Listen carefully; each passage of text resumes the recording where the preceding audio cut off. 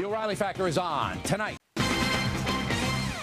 Impact segment tonight, 48-year-old Kelly James from Dallas, Texas, been found dead on Mount Hood. His two companions still missing. The three men began climbing the bitterly cold mountain on December 8th. Bad weather moved in.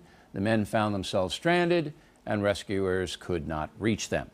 In the past 10 years, almost 300 people have died on American mountains, and scores of others have been rescued, costing the taxpayers millions of dollars. Obviously, it is crazy to be climbing dangerous mountains in the winter, so why does it happen?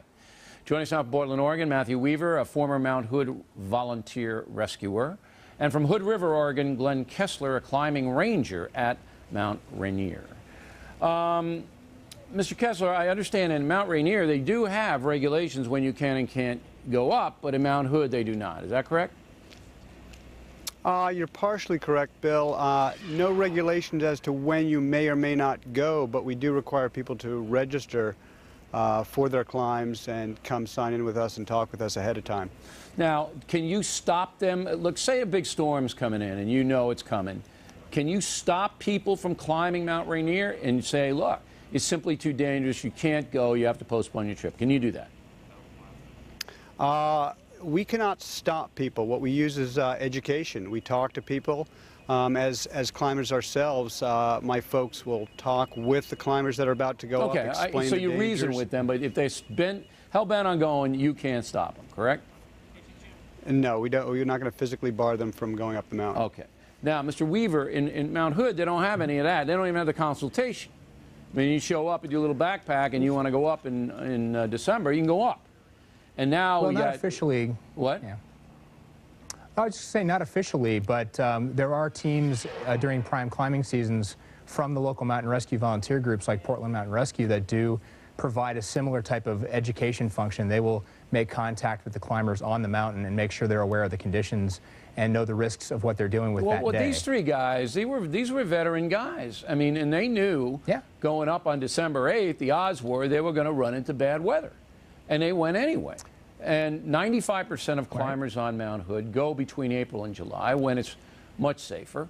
And I'm saying to myself, look, you've got to have a law. You've got to have the authority, the states have to tell people in adverse conditions they can't go up. Why am I wrong? Well, I don't think regulation is the issue, and it's kind of ironic that I consider myself a left-leaning person, and yet I'm arguing a conservative viewpoint of less regulation and bureaucracy. But, you know, it's a situation where the state of Oregon already has a law in the books that they could fine people up to, I believe it's $500 for any type of rescue that happens. That's up solely to the jurisdiction of the sheriff. However, I don't really think that any laws or regulations are going to really do the job. It's not like you can build a fence around the mountain and keep people off of it. But you can tell them they're going to go up there. No, but you can see, authorities in Mount Hood can see anybody going up that mountain, and you can just go up and say you can't go. Mr. Weaver, do you ever go to the beach? You ever go to the beach, sir? Of course. Okay, you go to the beach, right? Of course. In most beaches, if the tide is a rip, or if there's a shark out there or a jellyfish out there, you can't go swimming. You know why? Because the lifeguard says you can't go in the water. Because lifeguards are there. Yeah, right. But you can't go in the water. There's very few lifeguards, or in this case, forest rangers on Mount Hood. All you need is two. The Forest Service. You need two. I'm sorry? You need two to put up a flag, and the flag says you can't go because we deem it unsafe, just like the beach. Well, Bill, with all due respect, you simply do not understand how big Mount Hood is. No, I've been there. I lived out there. Many routes. There's many routes, and there's different counties involved. I mean, literally the mountain is in 2 different counties. That's how big it is. It can be done on the roads. You can put up signs and say no climbing until so and so. Sure. Am I wrong, that, Mr. Kessler? Can't this be controlled? Bill, can I? Yeah.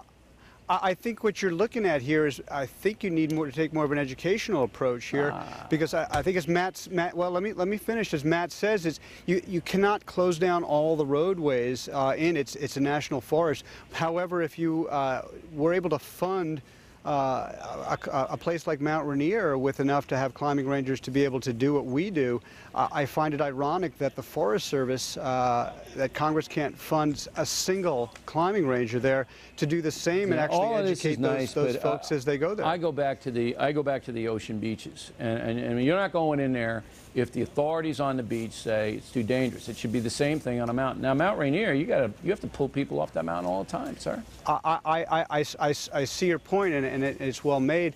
I'm standing here at an airport, and I wonder, when the weather is bad, whether we tell the pilots they may not go. Yeah, you do. They shut down airports all the time. But I don't look at a weather forecast coming in for a bad weather storm tomorrow and shutting our pilots down from being able to take off. That just depends where they're going. The educational approach of saying, hey, it's just not clever. Here's the best information we have to offer. We have authorities that are out there, government people that are coming up with weather forecasts, and that's the approach I see as our best approach. In theory, I agree with you. Everybody's reasonable, but everybody isn't reasonable. And now we have probably going to have 3 dead guys. And these guys were veteran climbers. They knew what they were doing. They were outdoorsmen. They decided to take a chance to, climb this mountain in December. They thought they would make it, and they haven't.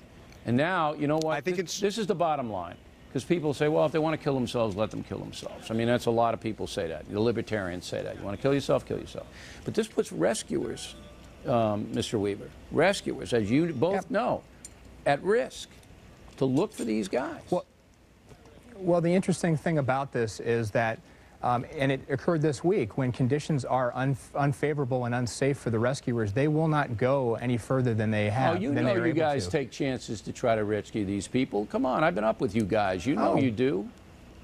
I'm not saying there's no risk at all, but I'm saying is if they're somewhere along the route and they find out there's an extreme avalanche danger, chances are they're not going to go any further and they're going to call off the search. There's no coincidence that the first time they were able to get to where these people were was on the clear weather day. Okay. Gentlemen, thanks for the interesting conversation. We appreciate it very much, and we hope those 2 guys that are missing are found alive.